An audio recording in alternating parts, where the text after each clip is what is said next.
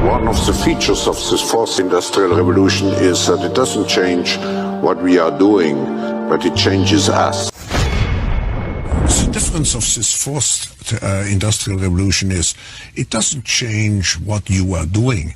It changes you. If you take genetic editing, right. Just as an example, it's you who are changed. Yeah. And of course this has a big impact on your identity. Yeah. Editing your genes?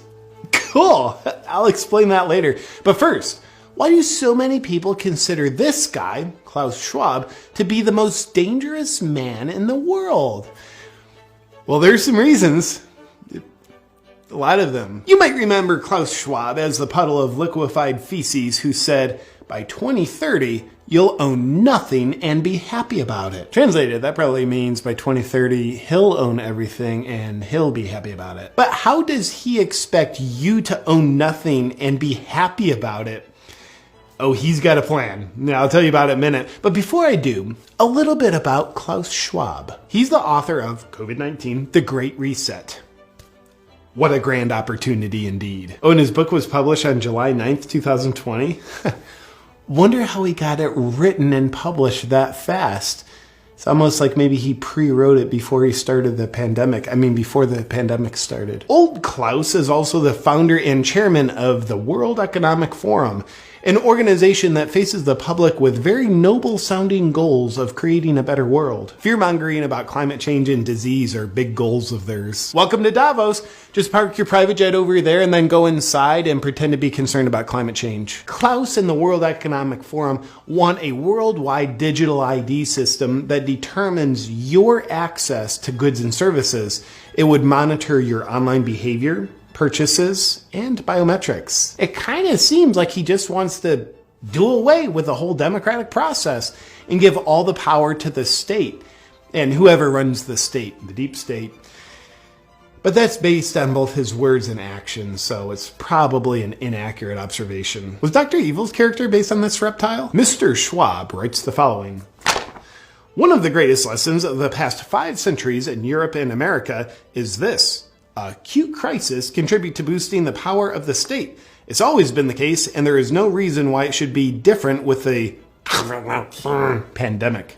Nobody ever elected Klaus Schwab to anything. This all just sounds like conspiracy, doesn't it? The World Economic Forum are good guys. Haven't you seen the headlines they pay for? Go green, right? Right? That's probably right. They truly are good guys. Accordingly, you'll be excited to hear that the lineup of World Economic Forum speakers at their annual gathering of elites in Davos included such benevolent humanitarians like Xi Jinping, the leader of the Chinese Communist Party, who's currently committing genocide, Anthony Fauci, who's arguably currently involved in crimes against humanity, and Bill Gates, who's arguably currently involved in crimes against humanity, and Australian Prime Minister Scott Morrison, who's arguably currently involved in crimes against humanity. What a great lineup! But my favorite Economic Forum speaker of all time is this reptile, Klaus Schwab's top advisor, Dr. Yuval Noah Harari. Let's see what he has to say. Data might enable human elites to do something even more radical than just build digital dictatorships. By hacking organisms, elites may gain the power to re-engineer the future of life itself. Because once you can hack something, you can usually also engineer it. Elites hacking organisms and re-engineering life itself? Well, he's not talking about doing that to people, is he? Now, in the past, many tyrants and governments wanted to do it, but nobody understood biology well enough, and nobody had enough computing power and data to hack millions of people. Neither the Gestapo nor the KGB could do it. But soon, at least some corporations and governments will be able to systematically hack all the people. Well, I guess he was talking about doing that to people.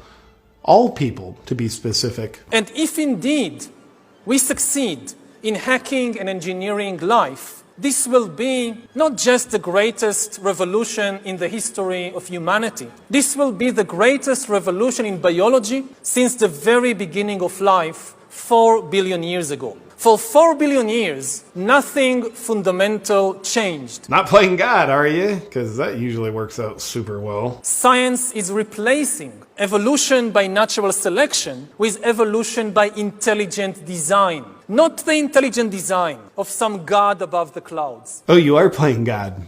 Say more. Evolution by natural selection with evolution by intelligent design. Not the intelligent design of some God above the clouds, but our intelligent design and the intelligent design of our clouds. The IBM cloud, the Microsoft cloud, these are the new driving forces of evolution. Gosh, you wouldn't by chance have a plan in place on how to control people with your cloud technology, would you?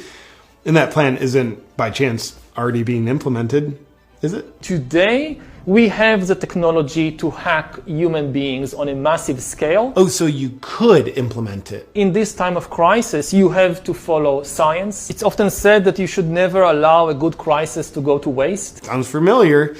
And I guess you are implementing it already. Didn't anyone bother telling this guy not to say any of this out loud on camera? It's a lot of evidence. Surveillance, people could look back in 100 years and identify the coronavirus epidemic as the moment when a new regime of surveillance took over, especially surveillance under the skin. My brain, my body, my life, does it belong to me or to some corporation or to the government or perhaps to the human collective? This guy's revealing the whole plan. He's going to ruin it. The World Economic Forum, out for the good of humanity. You'll own nothing, not even your own DNA, if we have our way. Now for some additional fun facts about Klaus Schwab and the World Economic Forum. They've got a Young Leaders program, which is a 5-year indoctrination program into their principles. The goal of the program is to create world leaders who don't answer to their people because they don't care about them. They answer to their bosses at the World Economic Forum. Graduates of the program include admirable world leaders that are suspiciously in lockstep with the Great Reset, such as Justin Trudeau, Francis Macron, and Mark Zuckerberg. Sponsoring partners of the World Economic Forum's Young Global Leaders program have been the Bill and Melinda Gates Foundation and Google. I wonder why Google censors and shapes information to be in exact support of the World Economic Forum's narrative. Oh, another fun fact. The World Economic Forum is predicting a worldwide cyber attack. I'm pretty much a wizard at predicting the things I'm going to do too. The very concerned Schwab believes the cyber attack could bring a complete halt to our power grid, transportation, hospital services, and to our society as a whole. The World Economic Forum then simulated the cyber attack. Simulated or planned? I'm not sure, but they said it was a simulation, so it's probably best to just believe them. Oh, also the World Economic Forum, along with the Bill and Melinda Gates Foundation, hosted Event 201, which oddly enough played out exactly as they planned. Or simulated, or whatever. Let's move on. And here's a picture of Klaus Schwab sitting in front of his statue of Vladimir Lenin. I wonder why he's got a statue of one of the most murderous world leaders in history. Lenin killed an estimated 5 million people. And finally, remember Schwab's whole thing about you'll own nothing and be happy about it? What's the World Economic Forum's plan to make that happen? Well, it's probably nothing, but consider this. BlackRock is an investment firm with $9 trillion under management, which is a higher GDP than every country on Earth, aside from the US and China. Therefore, it turns out BlackRock has more political and financial influence than the Federal Reserve and most governments. Sounds cool, but what's the connection with the World Economic Forum?